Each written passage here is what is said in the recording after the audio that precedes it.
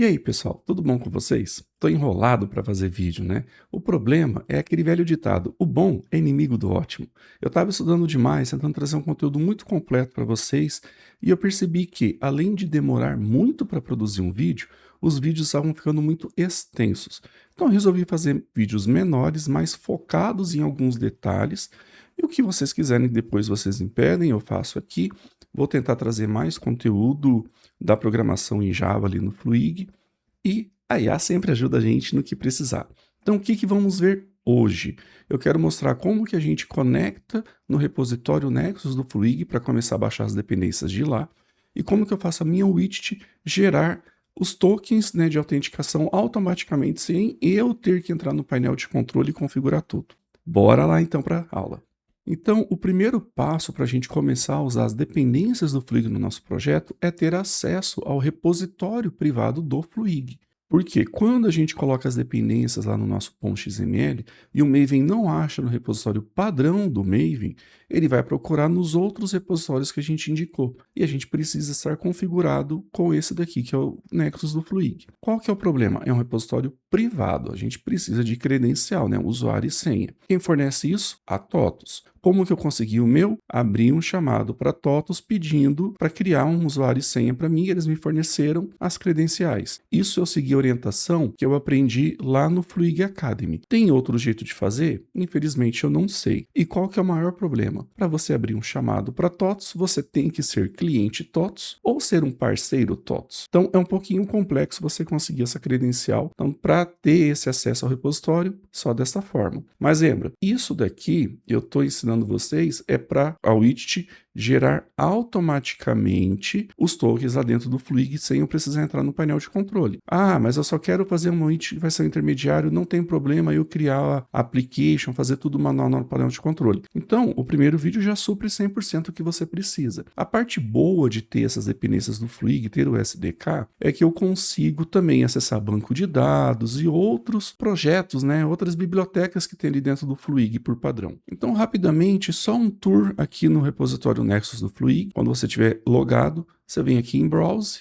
Dentro, você pode ver que tem vários projetos aqui, né, várias bibliotecas, mas a gente vai entrar aqui ó, em Fluig. Quase sempre vamos pegar aqui ó, do com Fluig.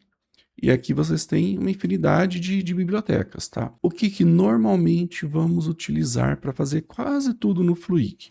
Você vai descer, descer, descer até a parte Fluig, e o mais comum da gente utilizar aqui são os SDK. Então, ó, Fluig SDK. Padrão, quase toda widget que eu faço que vai interagir com o Fluig, eu vou baixar o Fluig SDK API e o Fluig SDK Common. Neste caso, que eu quero que a minha widget gere automaticamente as chaves dentro do painel de controle, eu vou usar também o Fluig SDK Keyring. E como que é? Se eu clicar aqui no maisinho, você vai ver várias versões de Fluig. No caso, eu estou usando a 182, então eu vou clicar aqui na 182, digo que eu vou fazer com o Apache Maven, e ele já vai me dar aqui, ó, como eu vou fazer o Ctrl+C, Ctrl+V lá no meu POM. A mesma coisa, ó, o Keyring, eu venho no maisinho, várias versões, eu quero da 182, também já está aqui. Outra muito comum da gente pegar daqui é o Foundation Common. Então, a gente tem aqui o Foundation Common, maisinho, olha lá, 182, eu vou copiar. Vocês reparam que eu sempre estou indicando a versão do Fluig nesses daqui, tá? Tem outras bibliotecas que são outras versões, mas essas que eu mostrei, a versão dela se refere ao Fluig. Depois eu vou mostrar como que a gente faz no POM, para isso aqui ficar um pouco mais genérico, a gente não tem que ficar colocando manualmente em todos eles. Temos a credencial, temos tudo funcionando. Agora, a gente tem que ir lá e fazer essa configuração no nosso Maven. Como que a gente configura o Maven? No meu caso, eu descompactei o Maven na pasta Apache Maven. Então, lá dentro, eu tenho uma pasta chamada conf e eu tenho um XML, settings.xml. Esse XML, nós vamos ter que mudar ele. Então, a gente vai descendo até achar a tagzinha servers. Aqui dentro de servers, você vai indicar os servidores. Você pode reparar que ele tem aqui um exemplo com usuário e senha, e tem um exemplo usando private key e passphrase. No nosso caso do Fluig, é só usuário e senha. Então, você vai criar uma tagzinha server, dar um ID para esse servidor, colocar o seu usuário, colocar a sua senha. Tem uma opção também de você criptografar essa senha usando um comando do Maven. Vocês dão uma pesquisadinha no Google, é bem simples. É usar um comando para criar uma chave, uma senha master, que você vai pegar essa senha master e colocar num arquivo XML dentro aqui dessa parte de configurações, e depois com isso você consegue criptografar as senhas e colocar a senha criptografada aqui. Bem parecido com a criptografia de senha que a gente faz lá no Fluig para salvar a senha criptografada no domain.xml e essas coisas. Tendo aqui configurado, vamos voltar para o nosso POM e a gente tem que indicar para o nosso projeto Maven que a gente está usando o servidor do Fluig. Como que a gente faz isso? Eu simplesmente crio uma tagzinha chamada repositories. Pode ser aqui depois de properties mesmo, não tem problema. E aqui dentro eu vou colocar uma tag repository com os dados. Então aqui o que eu falo? Você vai usar esse ID. Isso aqui só serve para linkar lá com o meu settings.xml para saber a credencial, dar um nome bonitinho e a URL lá do meu do Nexus do Fluig. Então tem que ser essa URL aqui, nexus.fluig.com repository/public. Com isso, quando eu inserir as dependências aqui, o Maven vai procurar lá do repositório Fluig o que eu colocar. Então, após fazer essa configuração, vamos colocar as dependências que eu preciso do Fluig aqui dentro de dependências. Mas antes de eu ficar digitando aquela versão 1.8.2 em todo lugar, vamos deixar um pouco mais global. Como que a gente faz isso? Eu venho aqui em Properties, crio uma nova tagzinha. O que eu vou colocar aqui nessa tag? Fluig.version. Então, assim eu estou indicando que globalmente meu widget vai rodar na versão 1.8.2 e quando eu colocar as dependências aqui, eu vou começar a colocar a dependência específica para essa versão. Do Fluig, eu vou deixar aqui sempre em cima das dependências porque é o que a gente mais vai olhar nesse vídeo. Então, mas a ordem das dependências aqui até onde você não influencia muito não. O que vamos colocar aqui de dependência então do Fluig? Esse mundaréu aqui, ó. Então, o que eu estou pedindo? Eu estou falando, eu quero o Foundation Common. Na hora de colocar a versão, você pode ver que eu estou fazendo a interpolação aqui, ó. Interpola a variável fluig.version. Com isso daqui, ele está puxando aqui de properties e está pegando este valor e jogando aqui. Então, na hora que ele for tentar fazer o download da biblioteca, já vem da biblioteca a versão correta. E vocês viram que eu não coloquei provided, nada aqui embaixo. Por padrão, quando eu não indico um scope, igual eu fiz aqui com o do Java, eu estou falando por padrão que é para usar o compile. Então, ele vai baixar o .jar e vai agregar ele no meu .or que eu vou enviar para o Fluig. Então, vai ficar tudo junto numa coisa só. Estou usando o Foundation Common, o Fluig SDK API, Fluig SDK Common e o principal da aula de hoje, Fluig SDK Keyring. Estamos com tudo configurado, vamos partir para realmente o código-fonte de como fazer tudo. E agora, o que a gente precisa para configurar?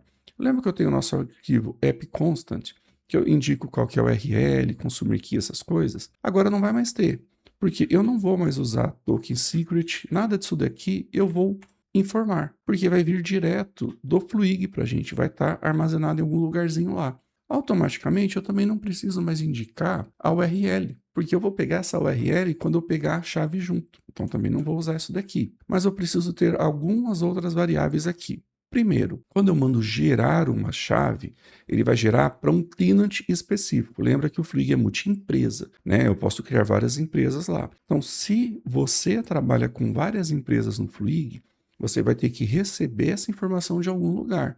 Pode ser um parâmetro na URL, alguma coisa que indique assim, este usuário tem que vir da empresa 1, da empresa 2 e por aí vai. No nosso caso, eu vou trabalhar sempre com a empresa 1 para ficar padronizado aqui. Então, public, final, static, é um long, né? O Fluig precisa que seja o long. Eu vou falar que é o tenant ID, recebe um L. Esse Lzinho aqui é só para falar que é long, não precisaria colocar ele. Mas... E o que eu preciso agora? Quando eu for fazer o ativador e outras coisas, eu tenho que indicar para o Fluig um nome especial. Então, eu coloquei aqui o widget code, né, com uma string, e coloquei o nome da minha widget. E agora eu tenho mais duas coisinhas que eu tenho que colocar aqui. O activator, que isso aqui eu vou usar numa classe especial que a gente vai criar para indicar, e como que é o nome do arquivo. E o principal.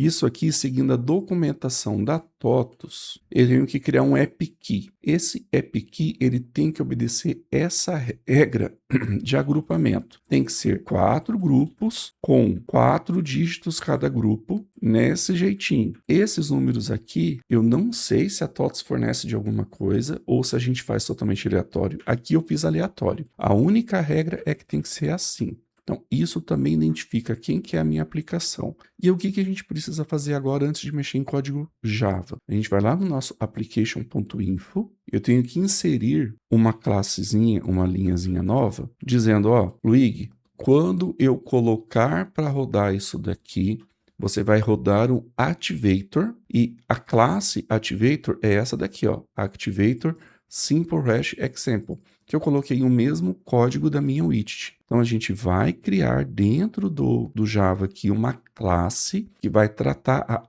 ativação da widget. Antes da gente criar a classe, só retomar um detalhezinho. Este número aqui, esse AppKey, tem que ser único, tá? Então, não vão fazer várias widgets usando o mesmo AppKey. Tem que fazer um AppKey para cada widget que você está inserindo. O que eu tenho que criar? Vamos criar, assim como eu tenho appconfig e appconstante, eu vou criar uma nova classe chamada appActivation. É o nome que eu dei, não significa que vocês têm que criar com este nome, tá? O que essa classe precisa? Ela precisa implementar a Activation Listener. Deixa eu ver, é essa daqui mesmo, ó, do Fluig SDK API. Você viu que ele já está dando erro aqui porque eu não criei ainda os métodos obrigatórios para ela. Mas antes da gente criar, o que eu vou colocar aqui? Eu tenho que indicar que ela vai executar remote. Então, ele vai usar essa notation aqui do JavaX EJB. Além disso, eu tenho que dizer aqui stateless, também do Java. E nesse stateless, eu tenho que passar 2 parâmetros para ele. O map@name. Aqui eu vou pegar lá do app constant que a gente criou, eu vou pegar a variável widget activator. Isso daqui eu estou mapeando, eu estou dizendo que para o sistema, essa classe app activation tem aquele nome que a gente colocou lá no inf, no application.inf. E é assim que o Fluig vai saber que classe que ele vai chamar para rodar os métodos de ativação, desativação. Além disso, eu vou dar um nome para essa daqui. Então, o parâmetro name, pegando do app constant também, eu vou dar exatamente o mesmo, tá? É só o nome, vamos colocar tudo igual aqui. E agora a gente vai implementar os métodos. Temos que ter o artefato, eu tenho que ter um método, eu indico que ele foi sobrescrito, é uma notation do próprio Java, por isso que eu não preciso importar nada, porque já está importado aqui. Eu estou indicando que eu estou fazendo uma sobrescrita do original. E eu preciso indicar para ele o nome do artefato. Então, aqui ó, é o .or, como que vai ser gerado o .or. Além disso, agora eu vou ter que colocar o método. Quando eu desligo a minha widget, ele vai chamar este método aqui, ó, disable. Mesmo que eu não tenha nada, ele vai rodar isso daqui. E agora eu tenho que ter o método install. Vou copiar ele vazio aqui porque eu quero explicar como que ele funciona. E eu tenho o enable. Eu quero explicar a diferença entre eles. Faltou o override aqui em cima. O método install roda quando eu pego a widget e coloco ela no painel de controle, ou seja, eu estou enviando ela para o painel de controle e ele instala a widget. O método enable acontece quando eu entro no painel de controle, clico na widget e mando habilitar a widget. Mas, qual que é o BO aqui que eu sofri para entender? Na documentação da TOTUS, manda eu fazer a geração das chaves dentro do método enable. E eu reparei que quando eu faço a instalação da widget, ele meio que só roda o install. ele não roda o enable. Mas a widget, quando eu instalo, ela já é habilitada automático. Talvez para quando eu estou fazendo um arquivo .jar ou .ear, principalmente, e colocando no Fluig, talvez ele entre desabilitado e eu tenha que entrar no painel de controle e habilitar. Mas no caso da widget.or, quando ela é instalada, ela já é habilitada para a empresa que eu estou logado. Então, quando eu fiz e deixava o código aqui, ele não criava as chaves para mim.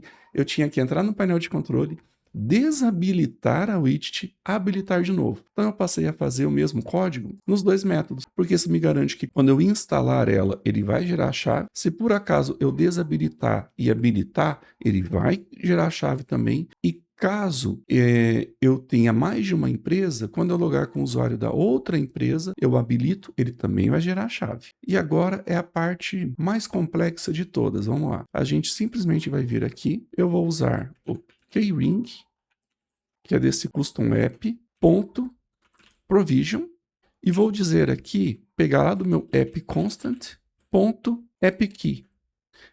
E esse é o código. É só isso. Eu vou fazer Ctrl+C, Ctrl+V aqui. Quando eu instalar a widget no Fluig, ele vai rodar esse método que chama isso daqui. E eu estou dizendo que ele joga exceção, porque eu não quero me preocupar com exceção aqui. Mas eu poderia fazer um try catch, fazer alguma coisinha, jogar um log, mas esse é todo o código que a minha classe precisa. Agora está na hora de adaptar o nosso Colleague Controller para usar a chave que vai ser gerada automaticamente. Então vocês veem aqui que meu Colleague está cheio de erro para tudo quanto é lado. O que vamos fazer aqui? Tá todo o código que já estava aqui, eu não vou mexer em nada, então eu tenho o colleague by login e tenho o colleagues do jeito que já estava. O que vamos ter que mudar? Vamos lá. Primeiro, eu vou jogar tudo aqui para dentro desse try. Eu vou deixar comentado aqui só para não perder, para vocês compararem depois. Então, a primeira coisa, eu vou já começar criando o client, porque para eu usar o keyring e puxar as chaves, eu preciso estar dentro de um try catch, porque ele joga a exceção. Então, ao invés de fazer um try gigantesco, depois outro try, vamos fazer tudo num só. O que eu tenho que fazer aqui? Primeiramente, instanciar aqui. Eu tenho a key VO, lá do Fluig Custom Keys. Nome bem legal. E eu vou usar o keyring.getKeys.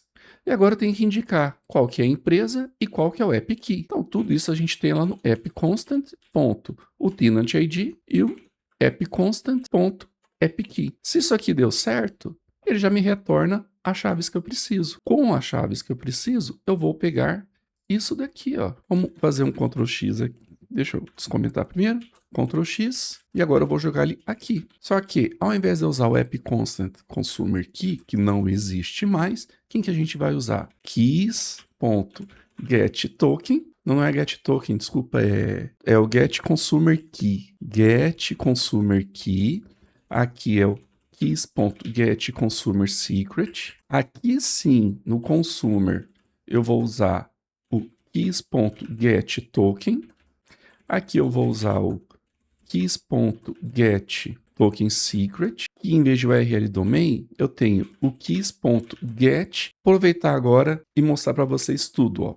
Então eu tenho a parte de pegar a chave e o segredo, domain URL, os tokens, e eu ainda posso pegar o usuário logado, além do tenant ID que está logado. Com isso aqui eu posso até fazer log, na hora de fazer o update, alguma coisinha, indicar que foi criado pelo usuário do serviço X. Legal, né? Get domain. Show. Aqui na exception, eu só vou criar o tipo de exceção que o keyring pode jogar para eu jogar na tela, no log para gente, o erro que der. O que é o erro que o keyring pode disparar? É o application key not found exception. Vou colocar só o ezinho aqui. Se acontecer isso, eu vou jogar no log.error. Aí no caso aqui, eu vou dizer erro ao gerar, ao capturar, né? Ao recuperar o usuário de serviço. Só para a gente ter. Então, se aconteceu a exception de não achar a chave, o application key, eu vou jogar um log para a gente. Caso contrário, aqui o ignore. E aí? Difícil, né? É muito legal usar. Vamos fazer. E esse colleagues aqui está dando erro porque must return a result. Ah, sim. O que a gente faz aqui? Nesses dois casos aqui, eu vou colocar um aqui, erro desconhecido. Vou colocar o ignore aqui, porque eu vou pegar esse daqui e jogar para baixo. Porque como antes eu só tinha uma possibilidade, ou eu jogava o response ok aqui em cima, ou ele jogava no exception, agora eu tô com dois exception, em vez de fazer o mesmo response server erro nos dois, deixa ele aqui embaixo. Legal? Vamos lá, mesma coisa, ó. Ctrl C, Ctrl V em tudo aqui. Vamos pegar o colleague by login. Aqui eu vou deletar tudo isso. Aqui dentro a gente posta a parte de pegar as chaves. Aqui, keys.get domain URL. Vamos copiar a exception. Vai estar igualzinho aqui embaixo, né? E copiar o server error aqui de baixo. Olha lá, minha classe Java já não tem nenhum erro. Vamos fazer a compilação. mvn clean package. Já vou abrindo o meu Fluig. No meu Fluig, o que eu quero mostrar para vocês? Dentro de usuários, eu tenho esse exemplos Bruno, que está bloqueado. Se eu for aqui em OAuth Application, não tenho nenhum application. Se eu for em OAuth Provider, não tenho nenhum provider. Então, tudo zerado. Vamos lá. Então, aqui, central de componentes, escolher arquivo. Tá aqui, ó, ficou com uns quase 2 MB, né? Abrir, enviar. Vamos ver se eu fiz tudo certo. Ó, Simple Hash foi ativado, tá legal. Vamos ver aqui no painel de controle. Se eu vir aqui em OAuth Application, ó, criou a minha chave. Você viu que ele colocou aqui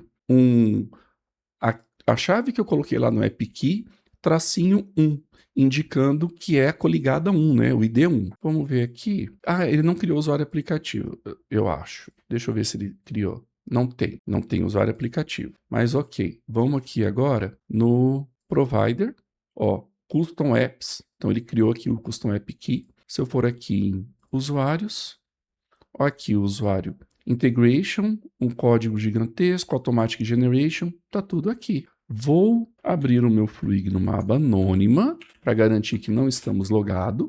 E vamos pegar o endereço que a gente tem que usar para acessar o Fluig, né? A minha widget. /colleagues. Se tudo deu certo, olha que legal! Então, vocês viram que o código, eu não mudei nada, eu só mudei como que eu pego o token, e o token foi gerado automático para a gente. Ele já me dá automaticamente a URL, e o resto não mudou nada. Tá perfeito, a gente tem o nosso usuário, tudo funcionando bonitinho. Então, o vídeo era esse. Eu queria mostrar para vocês como que eu faço a minha aplicação, gerar o código, né? Toda essa parte de como que eu tenho que fazer a credencial lá e como que eu gero os tokens para que vocês possam fazer tokens autogerados. Não quero, poxa, eu não tenho a credencial para acessar o Nexus Repository lá do Fluig.